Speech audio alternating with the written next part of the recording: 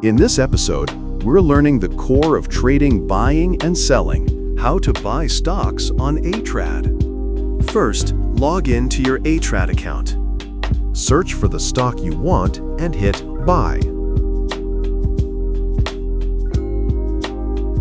Enter the quantity and the price you're ready to purchase at, then confirm by clicking Buy Again. That's your buy order created. How to sell stocks on ATrad. Head over to your portfolio. Select the stock you want to sell and click Sell.